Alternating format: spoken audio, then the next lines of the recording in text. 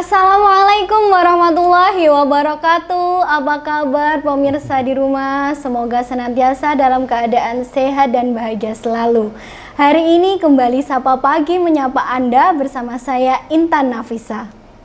Di episode kali ini kita akan membahas tentang kesehatan tulang ya pemirsa. Tentu kita sering mendengar tentang adanya kejadian kecelakaan di jalan hingga mengakibatkan adanya cedera tulang. Pasti pemirsa penasaran kan bagaimana cara penanganannya. Telah hadir di studio seorang dokter bedah ortopedi, Dr. Gilang Persada dari RSUD Campur Darat.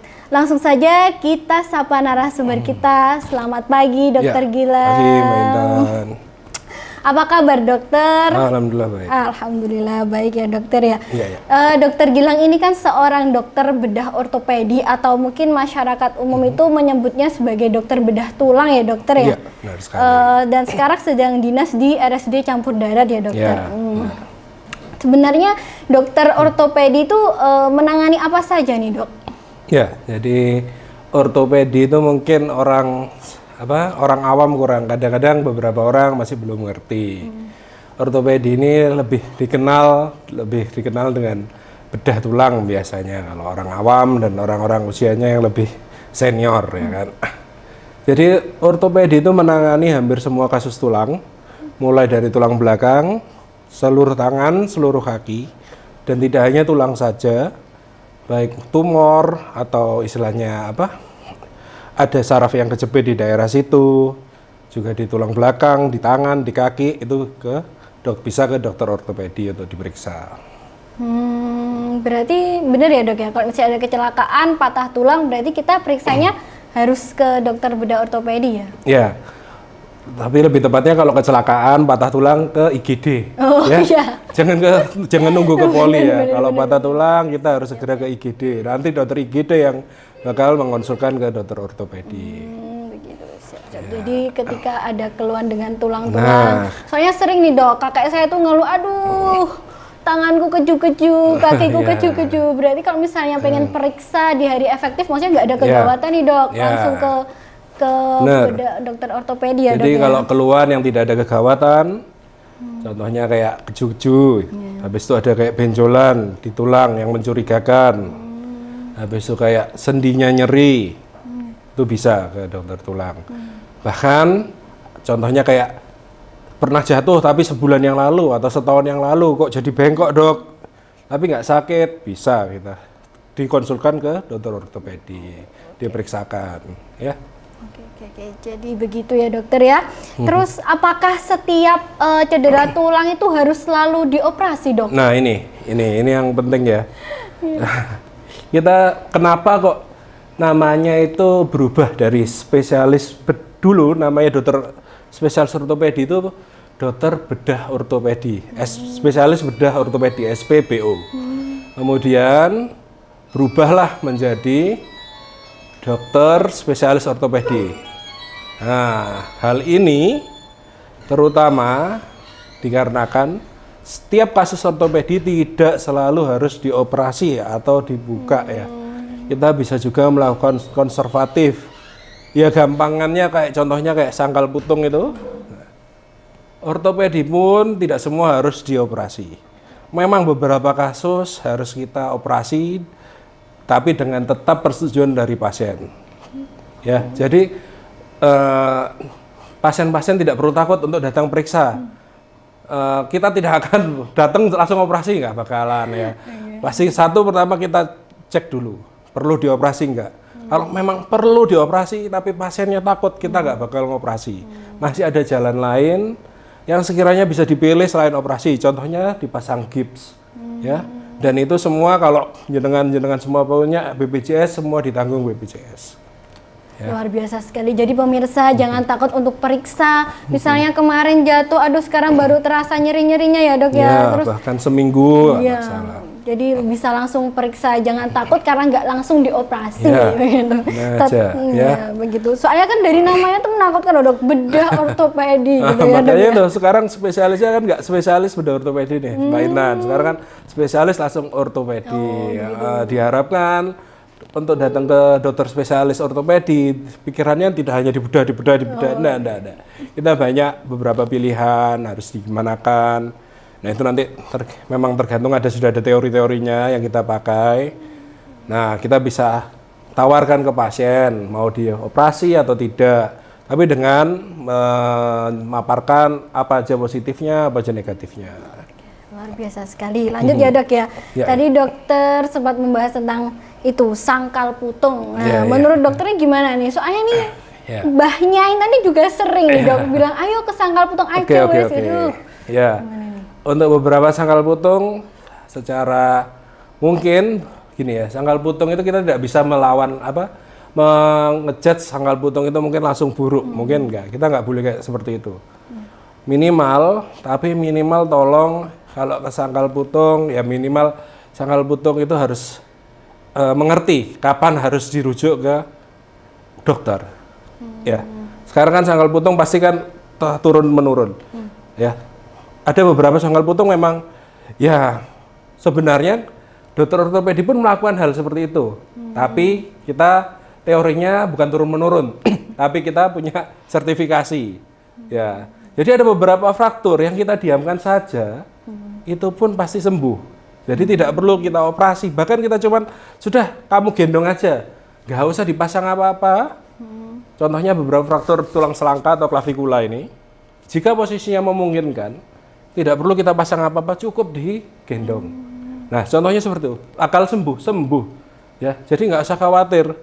Nah, sama seperti halnya sangkal putung. Beberapa sangkal putung ya biasanya melakukan contohnya memasang debok pisang.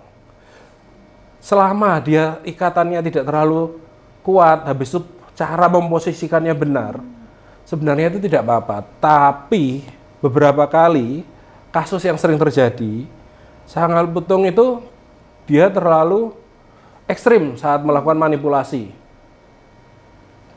Habis itu ikatannya terlalu kuat, sehingga malah terjadi hal-hal yang merugikan bagi pasien. Itu yang sangat kami hindari.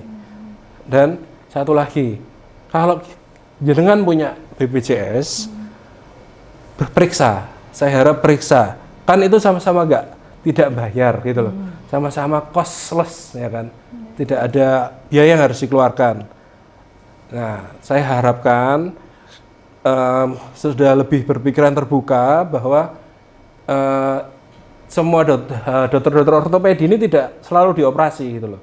Jadi jenengan kalau patah tulang, dok bisa nggak nih nggak dioperasi, saya pengen digips saja nih, atau saya pokoknya sangat takut dioperasi, bisa, itu bisa kami usahakan sebaik mungkin, semaksimal mungkin, sebermanfaat mungkin bagi pasien, ya kan. Kita pasti akan jelaskan beberapa kerugian, habis itu keuntungannya kalau nggak dioperasi itu gimana. Tapi untuk sangkal putung ya itu, saya harap contoh lagi kayak pasien yang patah tulang terbuka, saya harap mohon bagi masyarakat untuk tidak ke sangkal putung, untuk yang terbuka, terutama yang terbuka. Karena bila infeksi itu terlalu merugikan bagi pasiennya.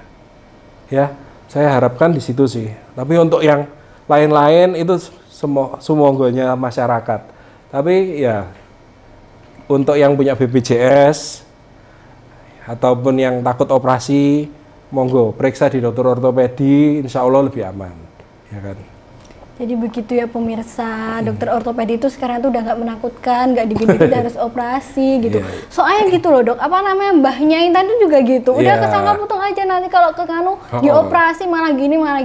Emangnya kenapa sih dok, kalau selama ini tuh mindsetnya operasi itu semengerikan itu, memang ada apa dengan operasi menurut satu, pertama mungkin mindsetnya kenapa kesangkal putung dulu. Ini mungkin ya karena dulu dokter ortopedi itu sedikit, nah ya kan. Akhirnya sangkal putung memang sangat membantu saat itu, sama kayak dukun bayi zaman dahulu. Ya gimana karena itu tidak tersedia. Dan kan kita sekarang sudah banyak tersedia dokter ortopedi, aksesnya mudah, biaya ditanggung. Kemudian yang kedua, menakutkan apa operasi? Ya itu memang sebenarnya semua itu kan tergantung di mindset ya. Untuk zaman dulu mungkin operasi semenakutkan itu. Untuk saat ini dengan perkembangannya teknologi, perkembangannya pengobatannya seperti apa, obat-obatan lebih baik, sterilitas terjamin, Saya rasa untuk operasi memang pilihan untuk beberapa kasus memang pilihan yang terbaik. Ya, jadi gitu. Jadi memang operasi itu memang ada resikonya, ada. Tapi karena kita untuk belajar untuk jadi seorang dokter, apalagi dokter bedah itu hampir 5-6 tahun, itu kita sudah diajari apa saja yang kemungkinan-kemungkinan terburuk yang akan bisa terjadi dan kita akan selalu menghindari itu. Ya, jadi resiko operasi itu ada, tapi insya Allah seminimal mungkin kita lakukan. Jadi begitu ya pemirsa, sekarang dokter ortopedi itu sudah banyak, jadi jangan ragu untuk periksa, apalagi di RSUD Campur Darah ini juga sudah ada. Nanti akan bertemu dengan dokter Gilang ini. Dokter, gini, kalau misalnya nih pasien-pasien cedera tulang, terus sama dokternya dibilang operasi, tapi pihak pasien kan punya hak ya dok untuk menolak. Kira-kira tuh apa sih dok dampaknya kalau misalnya tidak dilanjutkan operasinya? Jadi gini, beberapa faktor memang butuh dioperasi karena kita kan alhamdulillah sekarang sudah ada teknologi ronsen ya, jadi kan kita bisa lihat posisinya tulang nih. Terus dok ini saya nggak mau operasi, seumpama nih, oh ya udah ternyata posisinya masih masuk akal, oke lah kita gips saja, itu bisa, insya Allah nyambung. Walaupun kalau dia hanya di gips mungkin posisinya tidak sesempurna kalau kita dioperasi. Untuk penyembuhannya insya Allah hampir sama. Penyambungan itu semua berdasarkan yang menyembuhkan atau yang menyambungkan tulang memang Allah Subhanahu wa taala. Tapi kita yang membantu memposisikan sehingga dia lebih mudah untuk menyambung. Ya. Terus gimana nih kalau yang sebenarnya contohnya nih kayak pasien yang luka terbuka nggak dioperasi. Sebenarnya yang kita takutkan itu bukan tidak nyambungnya, tapi infeksi. Kalau sampai terjadi infeksi di tulang, itu soalnya bisa sampai kronis, bahkan bisa berbulan-bulan, bisa bertahun-tahun, infeksinya itu terus sembuh, kumat lagi, itu yang kita takutkan. Untuk bahan, kalau tidak dioperasi, nah itu, kalau posisinya nggak pas, nah satu bisa bengkok nih, ini kalau tangan kelihatan bengkok. Kalau kedua, kalau nggak dioperasi, kalau kaki bisa panjang sebelah, bayangkan gimana orang kalau jalannya itu panjang sebelah, pasti kesulitannya. Untuk kedepannya pasti kasihan seperti itu ya. Jadi resiko infeksinya ya pemirsa yang ditakutkan itu sebenarnya lebih ke situ. Terus dokter, kalau untuk misalnya pasien nih setuju operasi kan dioperasi, terus untuk pemulihannya gimana nih dok? Ya, pemulihan pada operasi ada dua. Pemulihan luka operasinya itu sendiri sama pemulihan dari tulang. Untuk pemulihan luka operasinya rata-rata biasanya 2 minggu setelah operasi kita sudah bisa lepas jahitan, sudah bisa kena air. Sedangkan untuk tulang, itu tergantung tulangnya, tulang apa. Nah, habis itu tergantung sama nutrisi dari orang itu juga. Dan juga usia. Anak usia di bawah 10 tahun, hampir rata-rata kalau tidak sangat parah, tidak bakal dioperasi. Kecuali memang waktunya operasi. Karena apa? Penyembuhan tulang anak itu cepat sekali, hampir mungkin dalam waktu 3 minggu untuk anak-anak, untuk tulang tangan gitu sudah muncul tulang-tulang muda. Beda dengan usia tua. Kalau usia tua biasanya 6 minggu itu kita cek kadang-kadang masih belum tumbuh. Kadang memang normalnya sih sudah tumbuh kalau nutrisinya baik. Ya. Jadi memang tiap tulang, tiap usia. Jadi kita membandingkannya antara tulang apa, usianya berapa, faktor resikonya apa. Baik dokter, nanti kita lanjutkan lagi ya dokter. Pemirsa jangan kemana-mana, tetap di Sapa Pagi.